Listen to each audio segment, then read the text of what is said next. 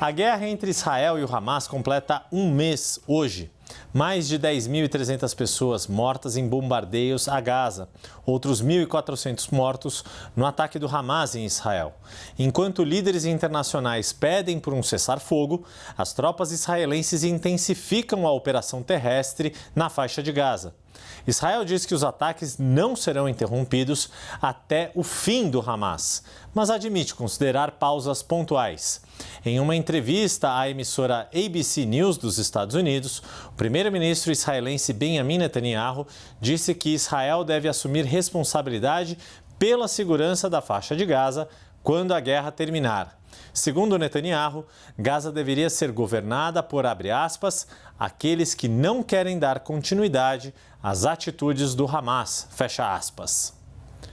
Começa o nosso debate com Alessandro Soares. A segurança da faixa de Gaza deve ser responsabilidade de Israel? Boa noite, Yuri. Boa noite, Caio. Essa é uma pergunta muito difícil de ser respondida, até porque não se sabe até o momento o que seria essa ocupação, o que significaria ocupar essa faixa. E quando a gente fala de segurança, é outra coisa, porque a gente pode acabar fazendo uma confusão, porque quando a gente olha o Rio de Janeiro, por exemplo, aqui no Brasil, a gente fala de ocupação de território, de segurança, a gente está falando de uma ocupação de segurança pública.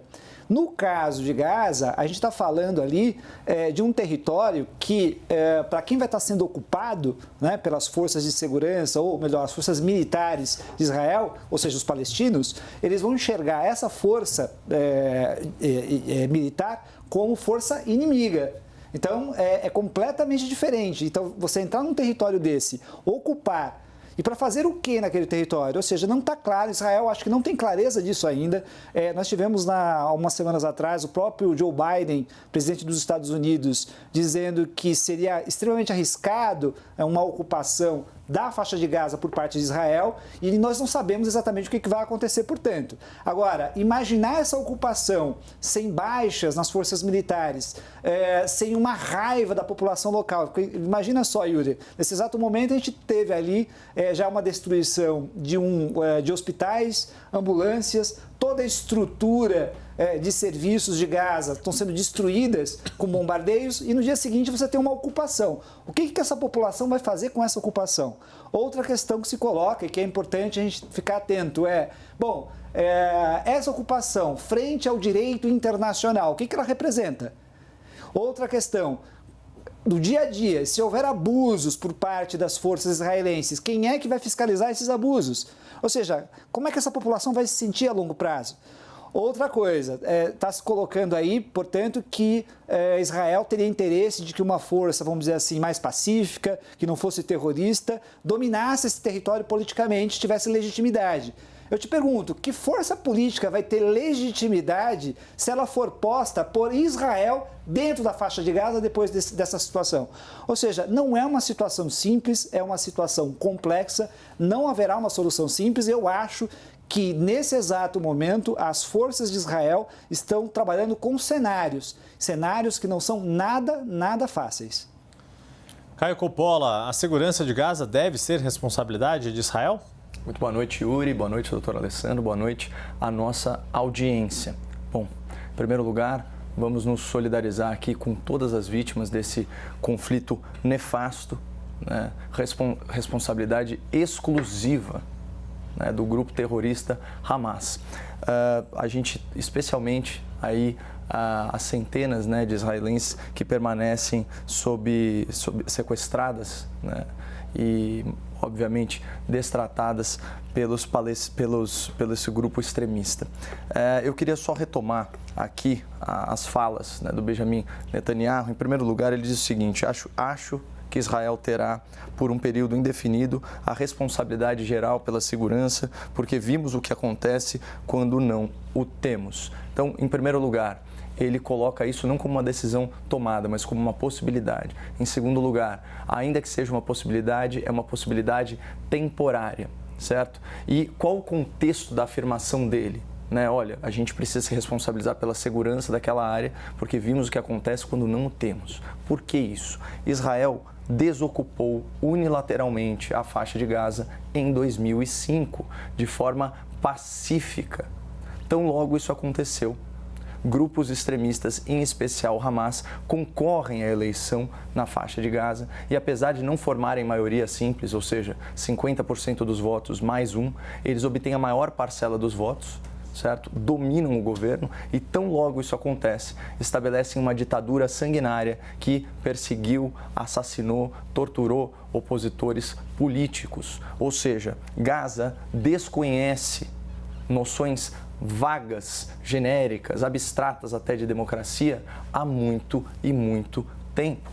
Certo? Então, eles também são tiranizados pelo Hamas, que, como já foi amplamente denunciado na ONU, usa a população palestina como escudos humanos. Outra fala importante do primeiro-ministro de Israel: Gaza deveria ser governada por aqueles que não querem dar continuidade às atitudes do Hamas. Quais são essas atitudes? Ora, antissemitismo, certo? Pregação do genocídio, conforme o estatuto do Hamas, terrorismo, xenofobia, belicismo. Então, eu imagino, pelo que eu conheço do Dr. Alessandro, que seja ponto pacífico aqui no nosso debate. Eu acho que, de certa forma, é até ponto pacífico no debate público, esclarecido, intelectualmente honesto, que qualquer que seja a saída para Gaza, o Hamas não pode permanecer como a autoridade que controla aquele território. Uma reportagem da CNN americana mostrou, inclusive com localização via satélite, que o Hamas, numa faixa estreita de terra, pessoal, Gaza tem 40 quilômetros por 7 a 9 quilômetros em média. Então é uma área pequena, cabe na grande São Paulo. Só nesse espaço havia pelo menos 6 campos de treinamento terrorista. Então, é claro que qualquer que seja o futuro de Gaza, ele não comporta a existência do Hamas. Por quê? Por causa dessas políticas, dessa ideologia, desse fanatismo que eu citei aqui. Eu sempre gosto de repetir, porque isso está no estatuto, na carta de intenções do Hamas. Aspas, Israel existirá e continuará existindo até que o Islã o faça desaparecer. Israel, com sua identidade judaica e o povo judeu, estão desafiando o Islã e os muçulmanos.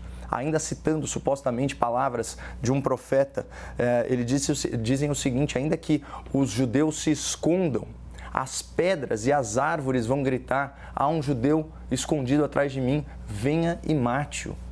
Isso consta, do documento oficial de fundação do Hamas. Então, é impossível negociar com esse tipo de pessoa fanatizada, fundamentalista, genocida e, enfim, avesso aí a qualquer escrúpulo, inclusive em atos de guerra que são absolutamente ilegais. Começar esta próxima rodada ainda neste mesmo tema com o Caio Coppola. Dessa vez, hoje foi divulgada uma nova lista de estrangeiros que tiveram saída autorizada da faixa de Gaza, mas novamente os brasileiros não foram contemplados. A expectativa agora é de que a saída seja autorizada amanhã, nesta quarta-feira. Na sua opinião, Caio Coppola, a diplomacia brasileira falha nas negociações para repatriar os brasileiros? Seria muito leviano fazer uma afirmação dessa. A gente vê por todas as declarações, a energia que está sendo colocada pela diplomacia brasileira nisso, pelo governo brasileiro nisso, não condiz com esses resultados. Mas, de novo, são coisas que dependem de forças externas. O Brasil saiu, sim, muito prestigiado da sua presidência temporária no Conselho de Segurança, quase conseguiu a formação aí de um consenso, houve apenas a abstenção da Rússia, da Inglaterra, e o veto dos Estados Unidos da América. Então, acredito que não se possa atribuir a falhas na negociação brasileira, mas sim interesses geopolíticos outros. O que eu gostaria de chamar a atenção da nossa audiência é para a posição egípcia nesse caso. A gente tem uma fala do presidente egípcio no parlamento dizendo que ele tinha muita preocupação que a saída em massa de pessoas em Gaza também esvaziasse a causa palestina. Ou seja, sinalizando uma predileção ideológica muito perigosa, inclusive de apoio velado ao Hamas. O que mais que já fez o governo egípcio? Isso imagens de satélites estão mostrando, construindo um muro na fronteira com Gaza. Há poucos anos, o Egito dinamitou casas aí na região de fronteira, simplesmente para criar uma área de buffer, de amortecimento maior.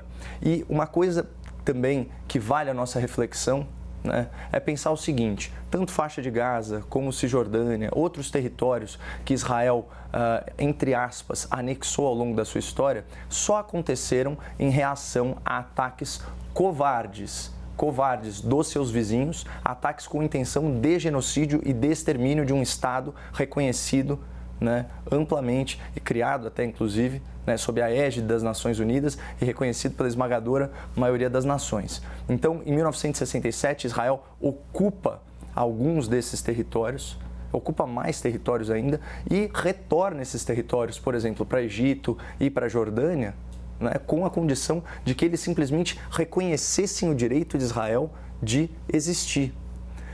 Agora, até 1967, não existia aí uma suposta identidade nacional palestina que motivasse os países árabes a emanciparem o povo palestino num Estado independente, né? Basta raciocinar.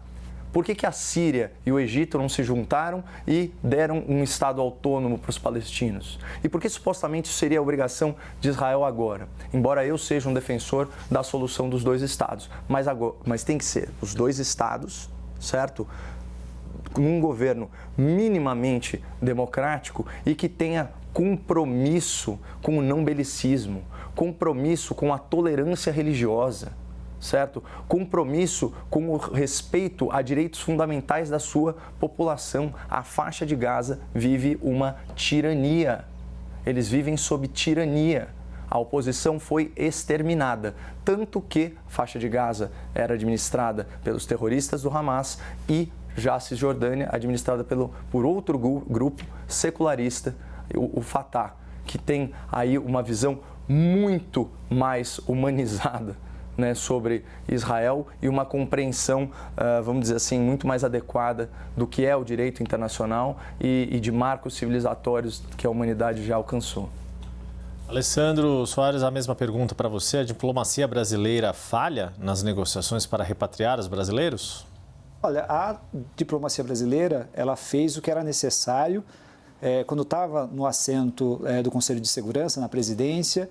Ela fez um trabalho exemplar e talvez aí tenha ficado uma certa rusga com Israel, e até mesmo um pouco talvez com os Estados Unidos, mas particularmente com Israel, porque no fundo toda aquela votação da resolução que foi proposta pelo Brasil e que foi apoiada, né, por vários estados, acabou colocando em isolamento, né, particularmente o Israel, que demonstrou uma espécie de intransigência numa negociação e no cumprimento, ou pelo menos um cumprimento claro, de regras internacionais. Então, isso logicamente pode ter gerado um problema. E o mais interessante é que quando a gente vê que a posição do Brasil era uma posição razoável e ponderada e que levou Israel até uma reação, vamos dizer assim, um pouco mais politizada e extrema, e que a gente está vendo agora com relação à retirada dos brasileiros. Tudo indica, pelo menos, pelo que a gente viu, que teve aí um problema de ordem política e não de ordem de logística para retirar os brasileiros.